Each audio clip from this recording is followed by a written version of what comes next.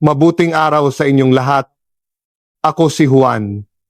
Nakakita na ba kayo ng ganitong eksena sa inyong pang-araw-araw na buhay? Kahit nasa edad 70 hanggang 80 na, may mga lolo at lola na tuwing umaga ay nagpupunta sa parke para mag-tai chi. Punong-puno ng sigla, malakas ang boses, at mas mabilis pa ang reaksyon kaysa sa mga kabataan kapag nakikipag-usap sa kapitbahay. Pero sa kabilang banda, may mga kasing edad din nila na matagal nang nakaupo sa wheelchair o nakahiga na lang sa kama, hindi na maalala ang pangalan ng sariling anak at kailangan pa ng tulong ng iba para lang kumain o uminom ng tubig. Ano nga ba ang dahilan ng ganitong matinding pagkakaiba? Marami ang nagsasabi na ito ay dahil sa swerte o likas na pangangatawan, ngunit sa totoo lang, ang susi na nagdidikta sa kalidad ng buhay ng isang matanda ay ang maselan at napakahalagang organo sa loob ng ating ulo, ang ating utak. Ayon sa maraming medikal na pananaliksik at mga datos, ang ilang sandali paggising sa umaga ay nagsisilbing salamin ng kondisyon ng utak ng isang matanda at maaari itong maging mahalagang hangganan sa pagitan ng buhay at panganib. Sa mga klinikal na istatistika, higit sa kalahati ng mga malubhang sakit tulad ng stroke at brain hemorrhage ay nangyayari mismo sa sandali ng paggising sa umaga. Para itong isang lindol na dumarating ng walang babala na kayang sumira sa pundasyon ng kalusugang iningatan mo sa buong buhay mo. Ngunit huwag kayong masyadong mag-alala dahil may dala akong magandang balita para sa inyo. Kung sa loob ng ilang minutong paggising nyo sa umaga ay hindi nyo nararamdaman ang mga babalang senyales na idedetalye ko mamaya, nais ko kayong batiin ng buong puso. Gusto ko kayong bigyan ng thumbs up dahil ito ay malinaw na katibayan na ang inyong utak, mga ugat, at nervous system ay napapangalaga ang mabuti at nangangahulugang mas bata at mas malusog kayo kaysa sa karamihan ng mga kasing edad ninyo. Maaari ring mas malakas pa ang inyong katawan kaysa sa mga taong gumagastos ng malaking halaga para sa iba't ibang supplements. Kaya naman, ano nga ba ang 5 babalang senyales na ito? Bakit ang mga tila maliliit na pagbabagong ito ay kayang magpakita ng tumpak na kondisyon ng utak? Kung ikaw o ang isang nakatatanda sa iyong pamilya ay makaranas ng kahit isa sa mga ito, paano ba dapat kumilos ng mabilis para mabawasan ang panganib? Sa bidyong ito, ipapaliwanag ko ng detalyado ang bawat isa para madali ninyong maintindihan ang mga mahahalagang bagay na may kinalaman sa inyong buhay. At sa dulo ng video, ituturo ko rin ang 3 simpleng gawi para sa kalusugan ng utak na madaling gawin ng kahit sino. Simple lang ang mga ito, ngunit sigurado ang epekto. Para kahit umabot kayo ng 70 taon, ay manatiling malinaw at matalas ang inyong isipan. Bago tayo magsimula, kung nakakatulong sa inyo ang videong ito, paki-like o mag-iwan ng komento o kaya ay i-share ito sa inyong mga kakilala. Maghanda ng isang basong maligamgam na tubig, umupo ng maayos, at pakinggan nating mabuti ang mga payo ni Dr. Marco Villanueva. Bago natin isa-isahin ang 5 babalang senyales, may mahalagang prinsipyo tayong dapat maintindihan. Bakit binibigyang diin sa videong ito ang edad na 75 hanggang 85? Noon, ang edad na ito ay itinuturing na dapit hapon na ng buhay. Ngunit sa kasalukuyang panahon sa Pilipinas, nagbago na ang sitwasyon.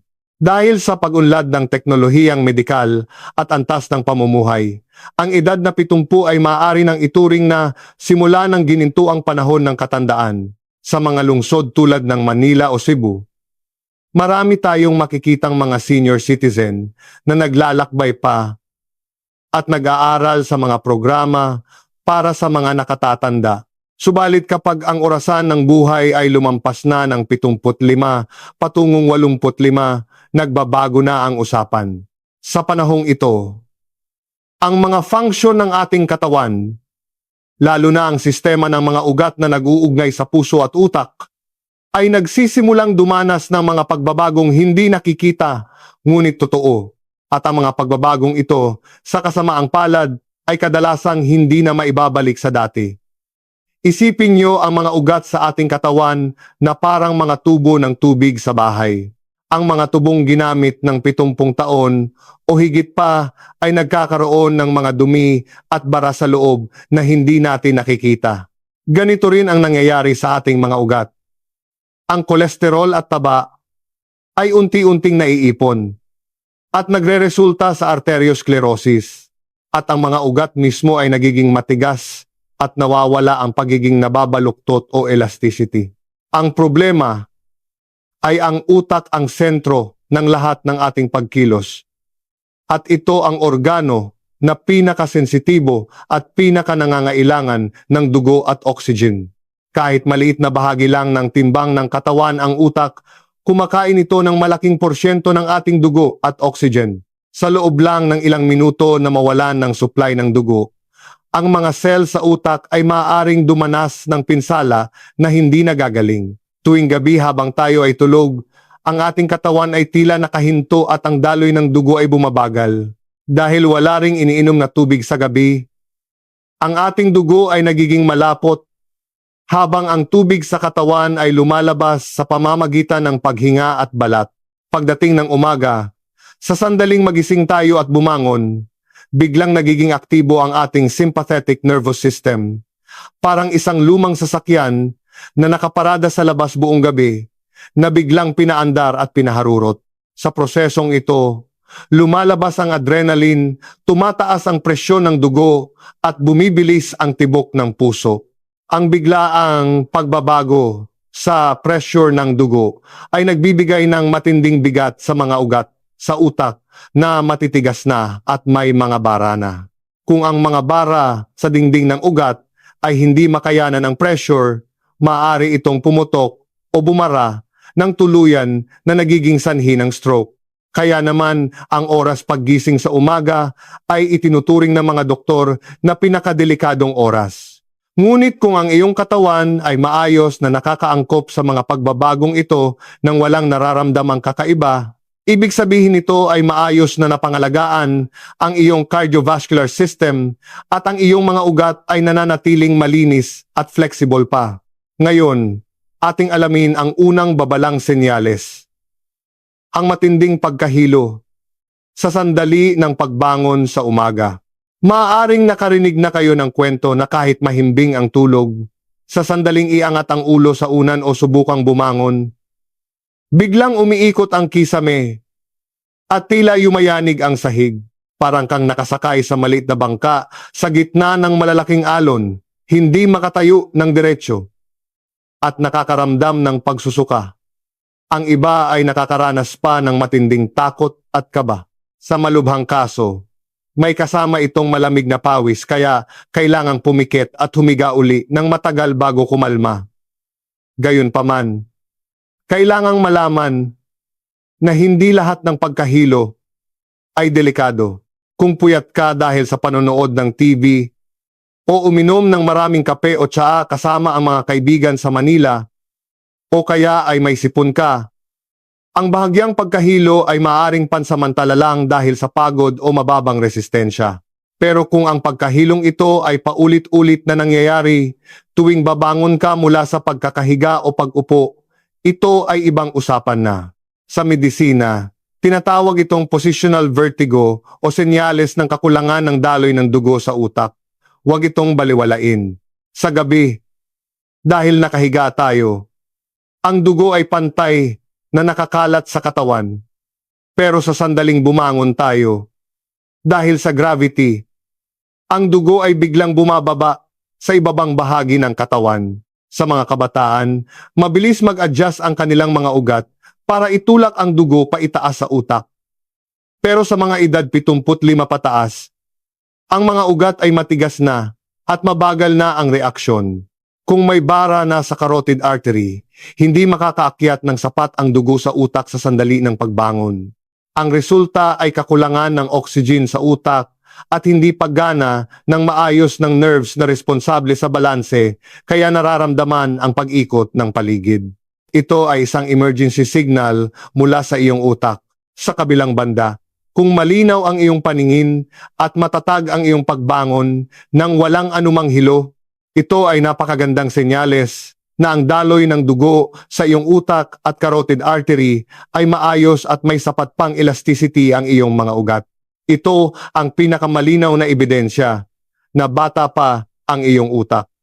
Payo ni Dr. Marco Villanueva, wag na wag biglang babangon paggising.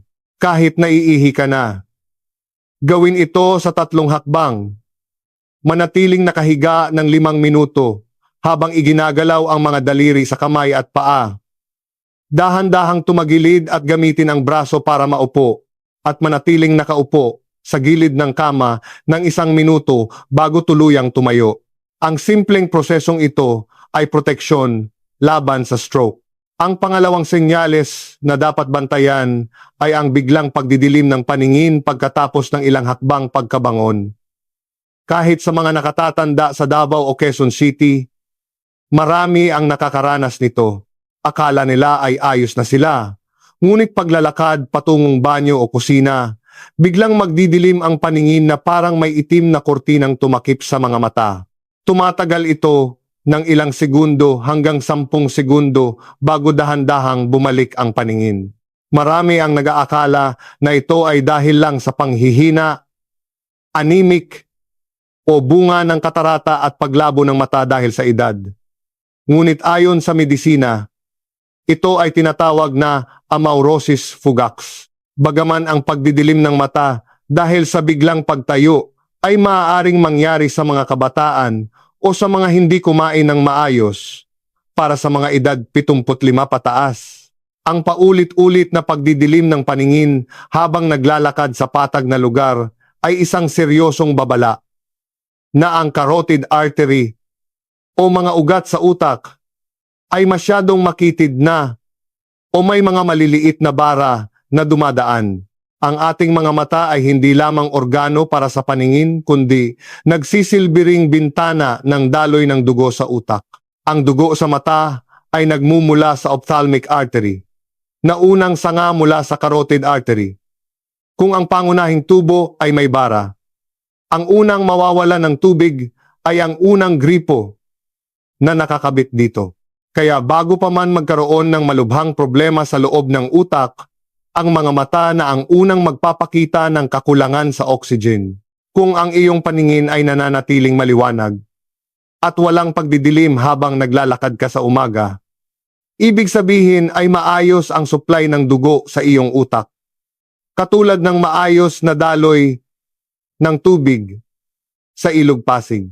Ang mga taong may malinaw na paningin kahit sa edad na 80 o 70 ay kadalasang may matalas ding memorya dahil parehong supply ng dugo ang pinaghahatian ng mata at utak. Ang kawalan ng ganitong sintomas ay nangangahulugang ang iyong mga ugat ay malinis pa. At ito ang pundasyon ng mataas na kalidad ng buhay sa katandaan. Ang pangatlong senyales ay ang pamamanhid o panghihina ng kamay at paa na walang malinaw na dahilan. Normal lang na mamanhid ang braso kung nadaganan ito habang natutulog. Ngunit ang tinutukoy ko rito ay ang pamamanhid na nararamdaman kahit hindi naman naipit ang bahagi ng katawan.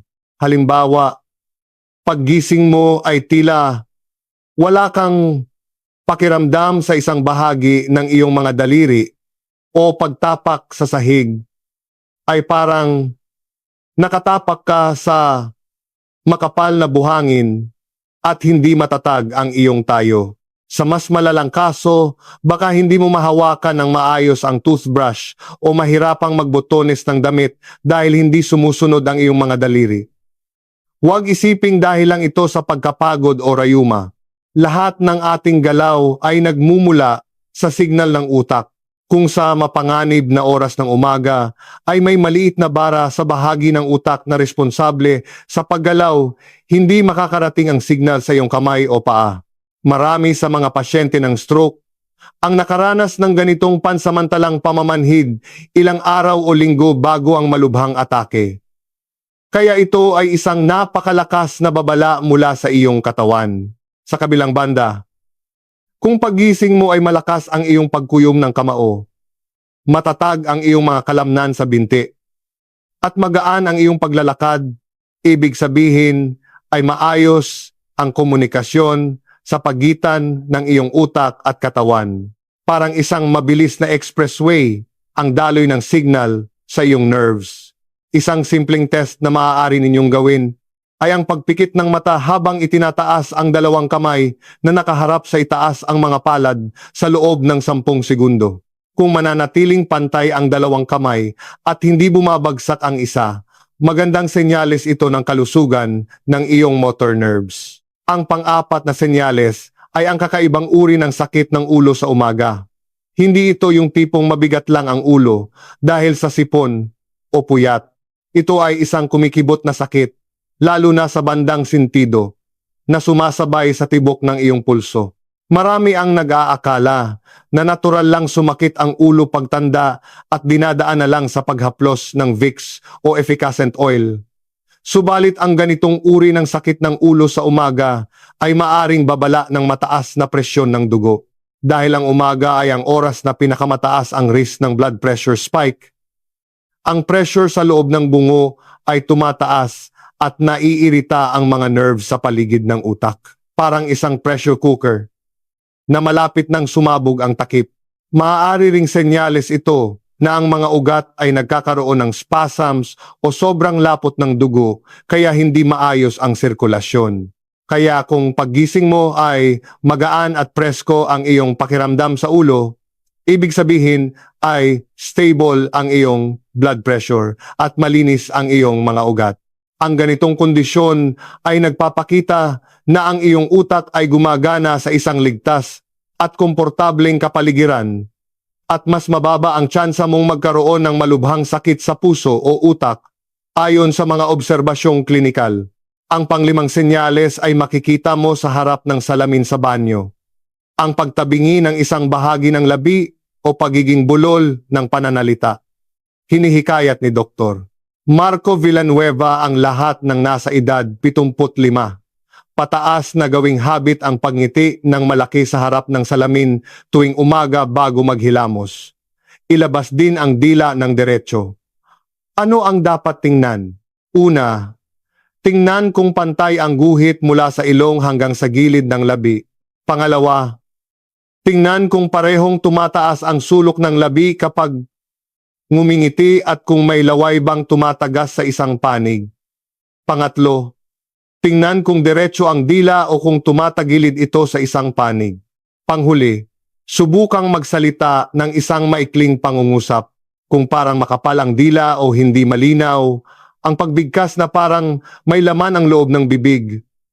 Huwag itong baliwalain.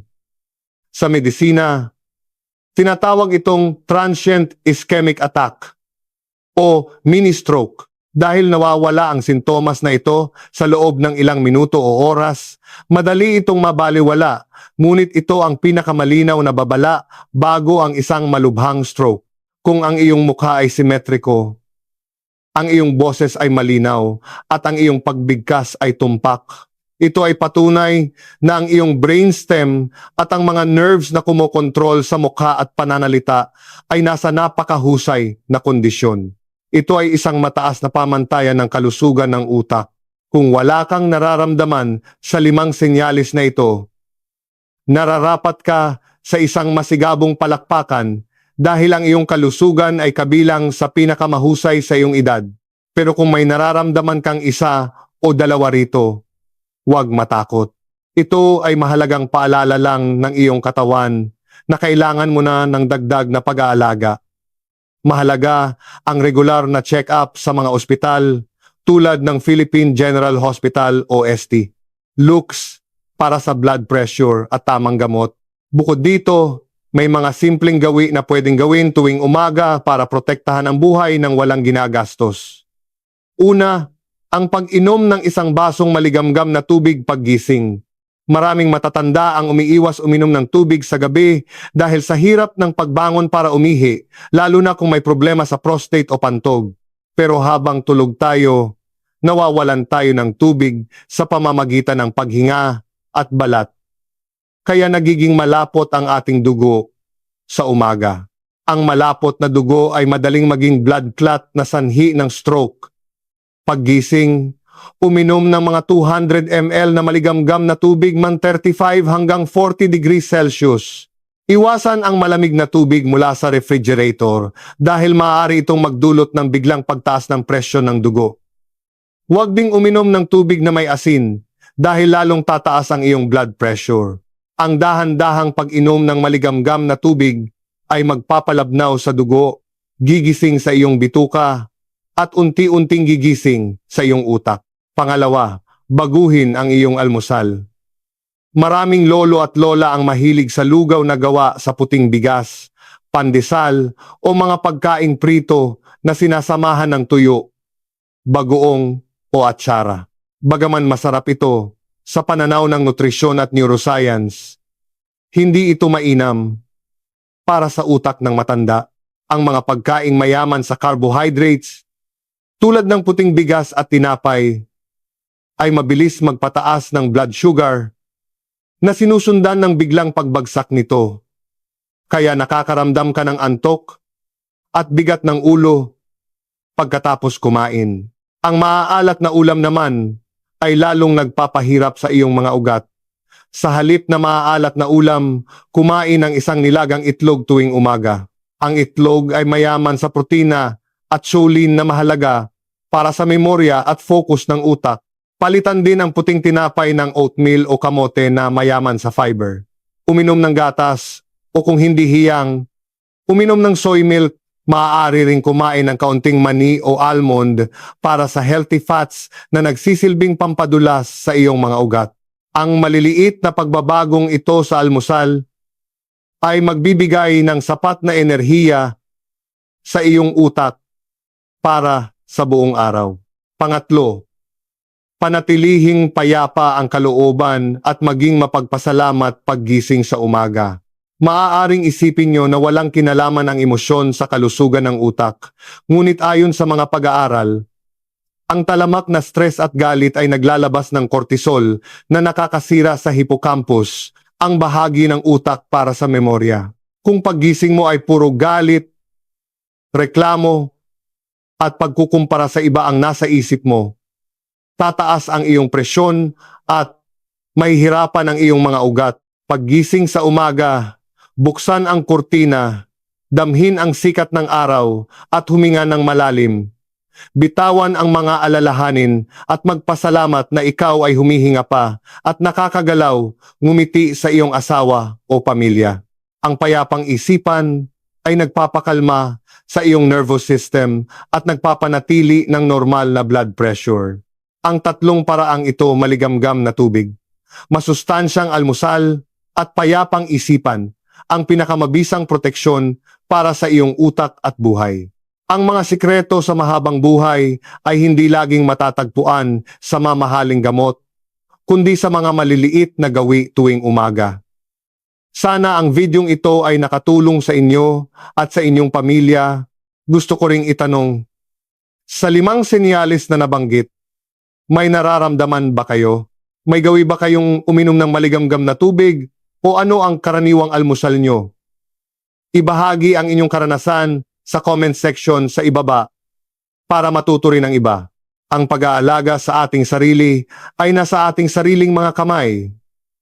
Ako, si Juan. Naway maging malinaw ang inyong isipan, magaan ang inyong katawan, at masarap ang inyong kain at tulog araw-araw. Hangad ko ang inyong kalusugan at kapayapaan. Hanggang sa susunod na pagkakataon, maraming salamat.